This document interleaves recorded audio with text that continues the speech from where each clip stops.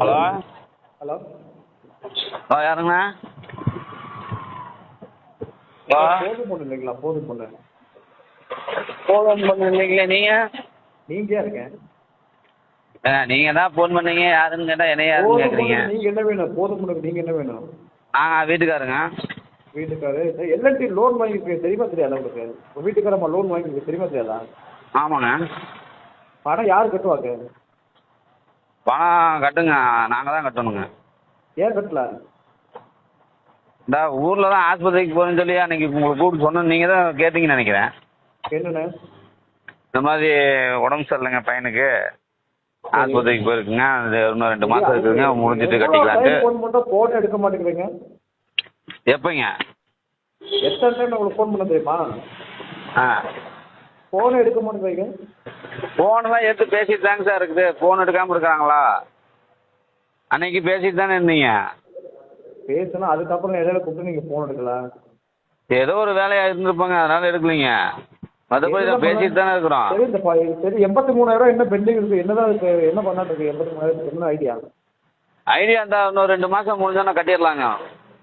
அதுக்கு மேலெலாம் நிற்காதுங்க, கட்டிடலாங்க. அதுக்கு மேலே நீங்கள் மாதம் மாதம் கட்டுறீங்களாக்கா? ஆமாங்க. நான் உங்களுக்கு கேட்டாயா எப்படியா லோனை வாங்கிட்டு இவ்வளோ அமௌண்ட் வாங்கிட்டு எப்படியா ஊற விட்டு விடுறீங்க நீங்களா? எதுங்க இவ்வளோ அமௌண்ட் வாங்கிட்டு எப்படி ஊற விட்டு விடுறீங்க மனசாட்சி இல்லாமல்?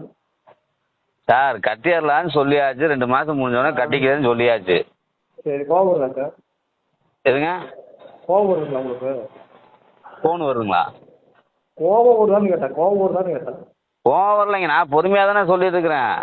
பொறுமை என்ன பொறுமையா? பொறுமை நான் 2 மாதம் முடிஞ்சோன்னா கட்டிக்கிறேன்னு சொல்லியாச்சு. 2 மாதம் கழிச்சு மொத்தமாக கட்ட க்ளோஸ் பண்ணிக்கிறீங்களா? மொத்தமாக பணம் வந்துச்சுன்னா மொத்தமாக கட்டிடுறேங்க.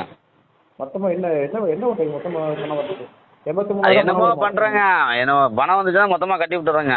அதான் மொத்தமாக 83,000 பணம் வர அளவுக்கு பெரிய ஆளாக கேட்டாங்க. நாங்கள் பெரிய ஆள் இல்லை, நீங்கள் பெரிய ஆள் தானே. மாதம் 2,000 3,000 பணம் கட்ட பயந்துட்டு ஊரை விட்டு ஓடிக்கிறீங்க நீங்களே. நீங்கள் கட்டிடுவீங்க இல்லைண்ணா இப்போ அந்த டீவை? நீங்கள் கட்டிடுறீங்களா? நான் கட்டணுமா? அப்புறம் பயந்துட்டு என்னமோ மாதம் கட்டமுள்ள ஊரை விட்டு ஓடிட்டேன்னு சொல்கிறீங்க. இந்த பதில சொல்ல உங்களுக்கு வெக்கமா இல்லையா?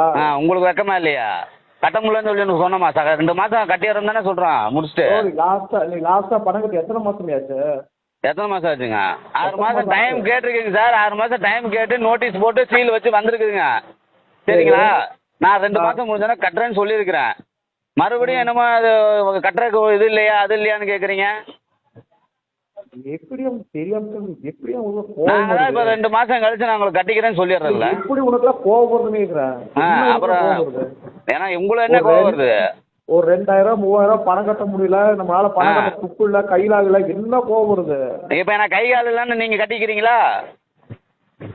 நீயும் முன்னாடி வர நான் எதுக்கே பணம் கட்டுவேன்? என்ன அப்புறம் கை கால் இல்லை இது இல்லை அப்படின்னு பேசுறீங்க. கை கால் இல்லைன்னு பார்த்தீங்களா நீங்கள்? கை கால் இல்லைன்னு சொன்னாங்க. வாங்கின மாதம் பணத்தை கட்டிவிட்டு போகலாம்லங்க. ஓ, இந்த மாதம் கட்டுறேன் முடிச்சு கட்டுறேன்னு சொல்லியாச்சு. இந்த மாதம் போன மாதம் ஒரு மாதம் பணத்தை மட்டும் கட்டி விடுங்க அப்படின்னு சொன்னேன்.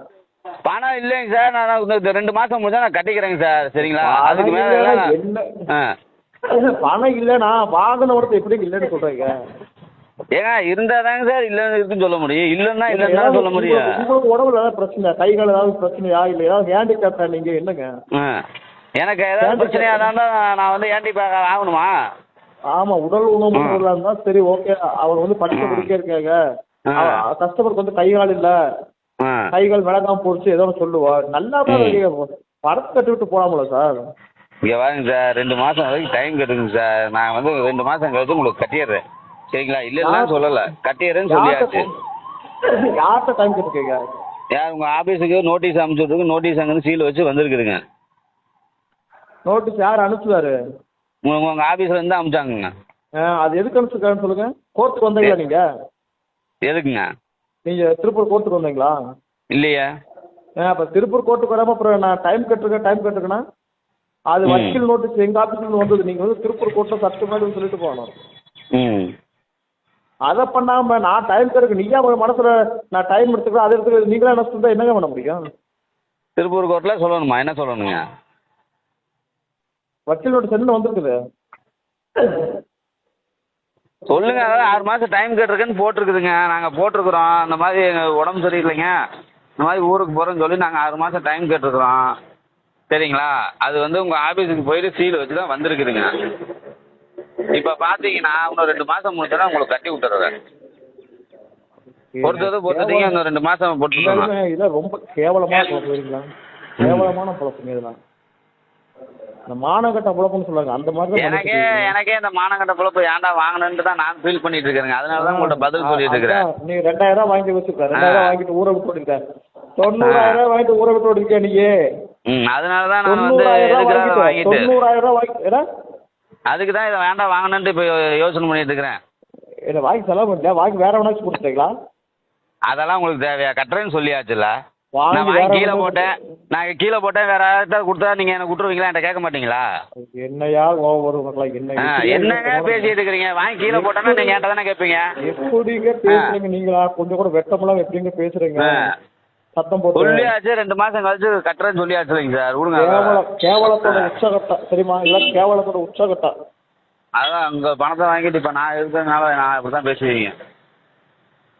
கொஞ்சம் பழமொழி என்ன சொல்லிருக்காங்க, கொஞ்ச நாள் வந்தாலும் மான மரியாதையோட வாழணும்னு சொல்லியிருக்கானுங்க. சரிங்க. புரியுதுங்க. அது மான மரியாதை விட்டு போட்டு லோனை திருப்பி நீல மணப்பாறையிலேருந்து வந்து லோனை வாங்கிட்டு அங்கே வரணும். அப்புறம் எவ்வளோ பெரிய இது இருக்கு யோசிச்சு பாரு. எவ்வளோ பெரிய இதுன்னா இது ஒரு கேவலமான ஒரு குழப்பம் தான். அதுதான்